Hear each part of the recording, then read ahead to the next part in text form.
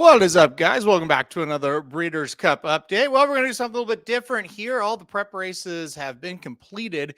At least all the challenge races have been completed. So I'm actually going to give my way too early Breeders' Cup picks for all 14 races. I'm going to give you my top pick as of right now. And as I go through of them, I will tell you the ones that I think will stick versus the ones that are very much a work in progress. But I think we're lying to ourselves if we haven't kind of started looking at this and kind of looking into what we're going to do, at least with our top choices and stuff like that. So some races we still don't really know who's coming over. So, it's kind of just a guess at this point. Even here in the United States, we don't know what horses are going to run where in some of these spots. So a lot of guesswork, a lot more just kind of talking points than obviously picking, this is it and this is what I'm going to do. So you want to be flexible at this point in the game. You definitely don't want to, get married to a horse at this point, so to speak. But there's some that I kind of like and, may not change. And then some of these may change quite a bit. Let's start with the Juvenile Turf Sprint, which, just right off the bat, I really have no idea on this one, but Juvenile Turf Sprint, and it's Johnny's Red Storm is who I'm going to go with right now. I have no idea who's coming over from Europe to run in this race. I really can't make sense of the horses that we have here in the United States right now either. Maiden special weight win at Saratoga to kick off the career for Johnny's Red Storm before going to Kentucky Downs and winning the Kentucky Downs Juvenile Sprint Stakes. I fully am aware that no horse that has started at Kentucky Downs makes the next start at the Breeders' Cup has won. So I know that's something that Johnny's Red Storm will have to overcome, but I did like the two races. I really liked the progression, race 1 to race 2. I thought the horse ran very, very well in that second race. So, that's where I'm at with this horse. Pretty excited to see what he can do. I don't know. I really don't know if this horse is going to be here or not. It seems that way. Seems like he should be here.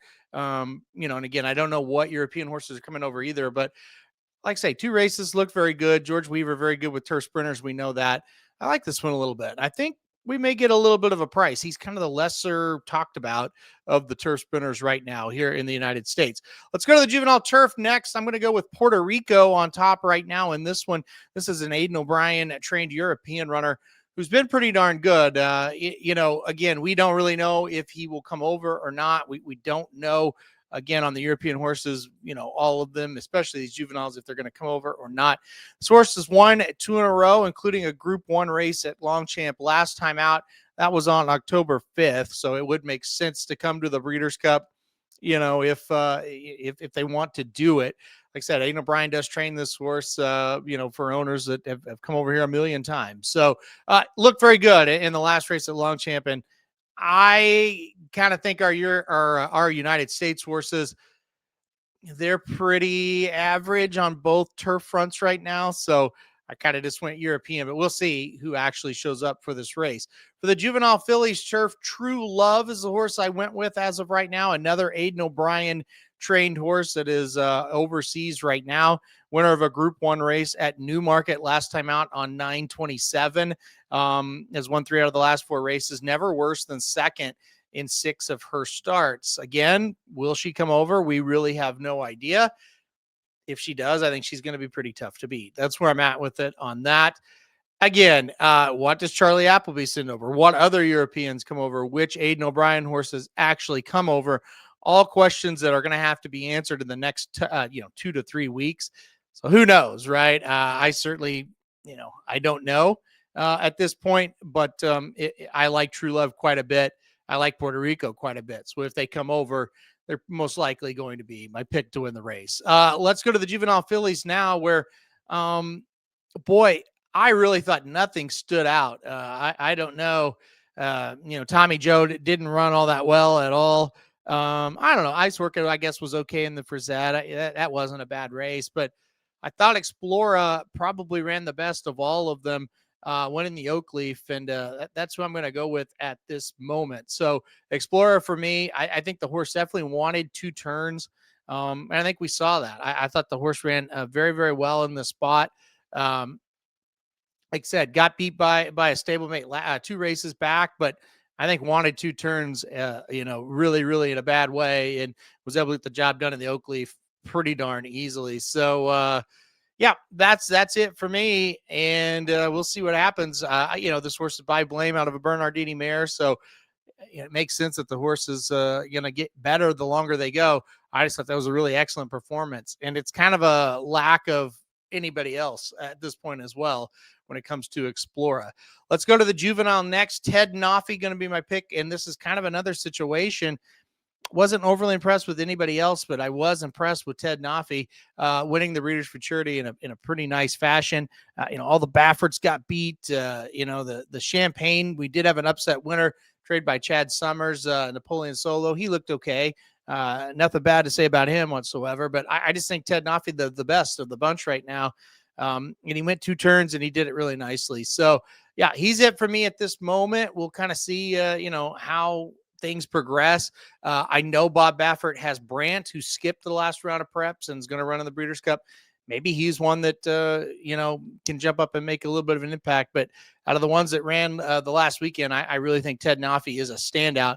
I think he'll be tough in the Juvenile. All right, let's go to Saturday races for the Turf Sprint. Obviously, this one, I don't think it means a lot, my pick here in this one, because there's just not a whole lot of idea of who's coming over from Europe, and it's kind of a mess. I'm looking for a long shot.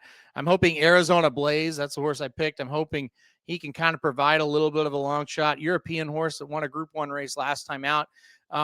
He was trading overseas at like 10 to 12 to 1 when I was doing my research for this over the weekend and into this week. So that's kind of what I'm looking for. I want a double-digit price in this race. I really don't think the favorite wins here. Seems like a very, very wide open division. So, yeah, I'm kind of, just here's a pick, right? I don't really know. And I really don't know if Arizona Blaze is coming over either, but overseas markets seem to think he's going to. So, yeah, he'll be my pick here. Liked his race last out. Hopefully, get a decent price. Filly and Mare Sprint's interesting. I think Copian is really the horse to beat here, but I don't really know if Copian's going to run here or in the Distaff. So, a little bit questionable. If she's not here, the Bob Baffert trained Hope Road makes a lot of sense to me. A horse that went up to Saratoga and won last time out. I just kind of feel like this is always one of those races where it just gets a little funky if the favorite really doesn't show up and run the race. Usually it's like a 15, 20 to 1 shot. So, yeah, I don't know. Like a horse like Sweet Azteca would look good in here, but she hasn't had a work since September 21st, I believe it was. So I'm a little bit worried about her as we go through this. I don't know if she's going to be here or not, to be quite honest. And again, I don't know if Copian's going to run here either. If not Copian, I will take Hope Road. Copian's a weird one, right? I mean, ran and won at Churchill Downs on Derby Day in a sprint and looked out of this world amazing. Next start was at Los Al, and Sweet Azteca just kind of dusted her, and then tried to stretch out, got beat by Seismic Beauty, but ran pretty well going 2 turns. I don't really know what they're going to do here. We'll see. We'll see what happens in this one. This next one, I think, is just completely a mess. The sprint right now, and I kind of chuckle as I say it. I've got Captain Cook on top. I want a price here. Will that ultimately end up being Captain Cook? I'm really not sure at this point. This is a mess because Bookham Dano, the top sprinter, is not going. And then I really am at a loss past that, right? I thought Bookham Dano was kind of head and shoulders above everybody. And honestly, the next source I went to once Bookham Dano, it was decided he wasn't going to come, it was Patch Adams, guys. I really liked what I saw from Patch Adams and all his sprints. Now he's going to be retired with a injury in training. So I guess Captain Cook, right? First time out for Pletcher, ran really well, put a big scare into Patch Adams, almost got the job done. I guess that's the pick for right now. I could see myself certainly changing it. But at this point, Captain Cook going to be the pick for me at this point. And look, I'm not a huge believer in some of the shorter prices here. I kind of want the longer price. I think this one will be. Dirt Mile, I went with Locked at this time. I think Mindframe and Antiquarian, and there's some horses for Todd Pletcher that are kind of rumored to go here, but Locked, I think, is definitely going here. I think his best races have come at a mile. So I'm kind of excited. I thought he got back into decent form last time out and looked very, very good. I went Locked here. I thought about Mystic Dan a little bit as well. I think the big kind of pause or caveat or whatever you want to call it, what's the deal on Nisos for Bob Baffert? If Nisos is 100% and he's ready to rock for this race, they're probably not going to beat him. I really, really like him going a mile, but what's the deal with him, right? He's the horse that scratched out of the Pacific Classic. He was supposed to kind of maybe start at the Goodwood in September. He didn't run there. I don't know. And so that kind of puts it up. If Nisos, even if Nisos in it, is he healthy? Is he ready? Is he this, that, whatever? I don't know. So it'll be very interesting, but I've got Locked in it right now. I like him. I like him. I also, like I said, I like Mystic Dan a little bit. I like Full Serrano, maybe to repeat a little bit as well. Got Locked in that position at this moment. Filly and Mare Turf. This is going to be interesting. Mini Hawk is a horse that has kind of been rumored to come over for this race. The problem is she could run in the actual turf itself, which would make for an unbelievable a matchup between Mini Hawk and Rebels Romance. If you don't know who this horse is, second in the arc last time out at Longchamp. Before that, had won 5 straight races and looked very good doing it, including 3 Group 1 events. This is a very nice horse by Frankel. This horse is very exciting. Aiden O'Brien trains. I put her here because I'm hoping she goes here. Filly and Mare Turf, pretty easy pick. Goes to the turf. Might be my pick over Rebels Romance even. So I really like this horse. Think she could be one of the better ones to come over. But again, we have no idea if she's coming over number 1, and we have no idea where she would run number 2. But right now, Mini Hawk is the horse I've got on top in the Filly and Mare Turf. And the Distaff Seismic Beauty for me, I think can take this field gate to wire. We'll see if there's other speed signed on. I think that's going to be the big question mark. Her race at Del Mar over the summer is better than anything I've seen from this group. Copian, if she runs here, could be, she ran second to Seismic Beauty. She could definitely be one to look for. Cavallari, the other Bob Baffert trained horse, looked awfully good in her prep. So that'll be one we're looking for as well. So we've got a few we're kind of looking out for. Seismic Beauty, the one for me right now. I've always liked this horse. I've bet this horse a lot. I hate that we haven't seen her for a while. I think that's the only negative, and could be kind of the situation where I change my mind on it. But at this time, I like Seismic Beauty. I think for my money, she's the one to beat. Kind of sad about Torpedo Anna not running very well. I don't think she'll be here to defend her title. I loved Nitrogen in that race at Keeneland, the Juddmonte Spinster, and just heartbreaking for me that she was not able to win and get beat by Jin the long shot. So kind of jump off over here for Seismic Beauty. 3 to go. The mile next. Notable speech for me on top.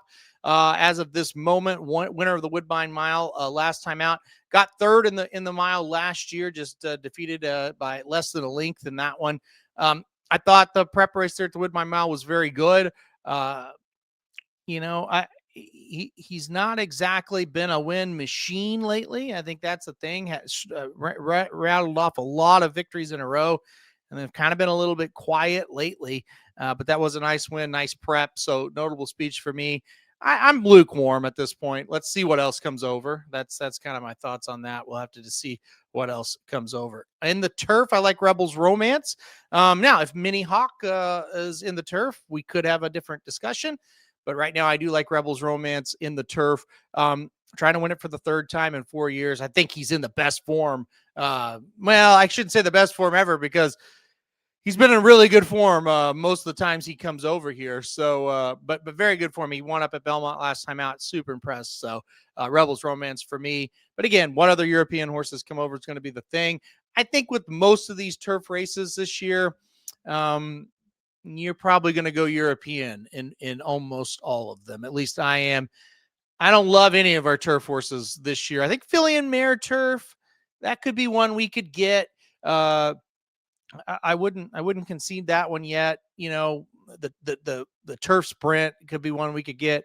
The Juvenile turf sprint could be one, but those bigger turf races, the longer turf races, it kind of feels like European going to be very tough to beat. And then finally, I've been on him, ever since we started talking about the Breeders' Cup. Sovereignty for me should be, it's pretty easy pick for me at this point.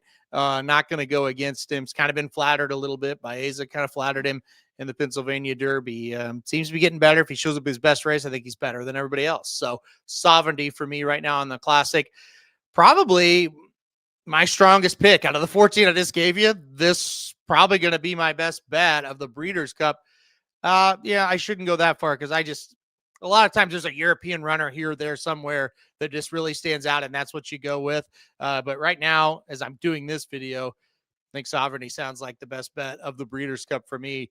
Going to be awfully tough to beat this horse. Really, really like what he's become. Really started with the Derby, and he just keeps getting better with each race. So Sovereignty in the Classic for me. All right, that's the way too early 14 Breeders' Cup picks for me as of right now. If you're watching this video, remember this is October 8th that I'm doing this. I would venture to say at least half of these will change in some way. Not so much because I'm wishy-washy on them. We just don't know who's going to go where. Also, injuries can happen, pace of races and things like that. But as of right now, that's what we're looking at. All right, guys, thanks everybody for watching this video. Hit that like button if you like it. Hit subscribe if you really like it. Want to get alert anytime we do videos like this. And come back next week for another Breeders' Cup update.